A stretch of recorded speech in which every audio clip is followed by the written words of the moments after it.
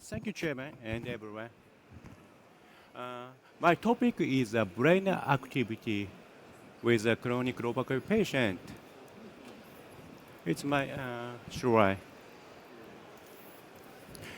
Previous paper reported in people who experience back pain, seeing images like this that reminded them that their back pain activates a thalamus, insula, posterior cingulate cortex, which has a memory and emotional area.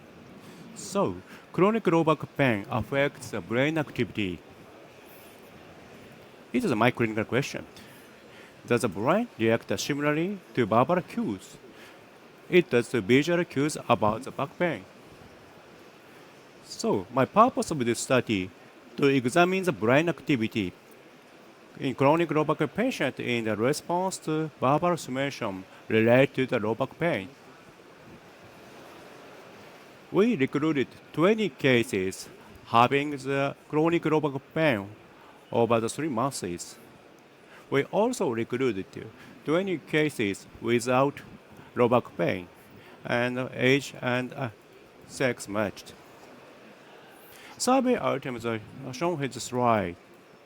JOABPEQ, PCS, heads, and ODI. And all subjects underwent the fMRI.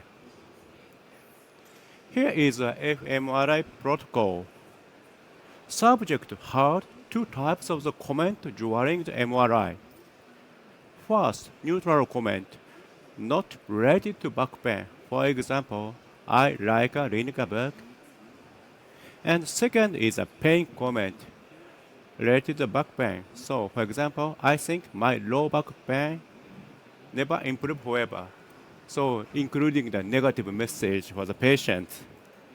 We also investigated activity brain area, for example, emotional area, verbal area, and so on. And we checked the beta value. Beta value is an indicator of the brain activity.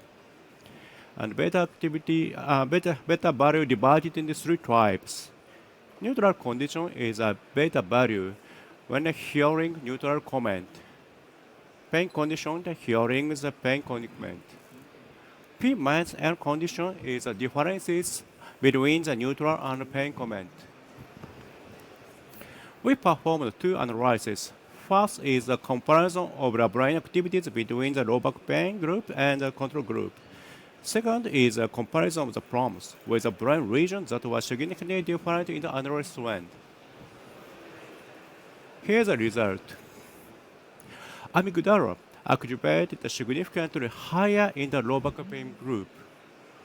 But there are no significant differences between the two groups in any other brain area. Only amygdala was activated. And second, as a result of the analysis one, we investigate the correlation between the amygdala beta values and problems. Here is the analysis to the result. In the JOABPEQ, lumbar dysfunction showed positive correlation with the amygdala beta value. And gait dysfunction, social dysfunction showed the same result.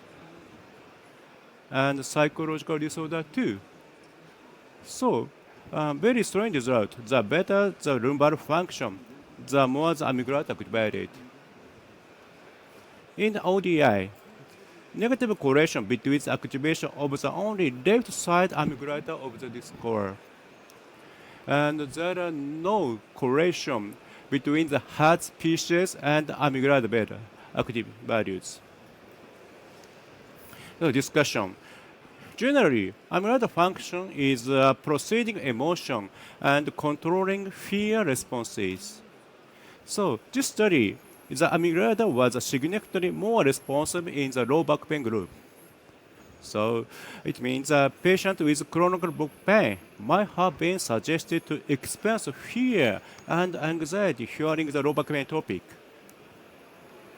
So amygdala function is two.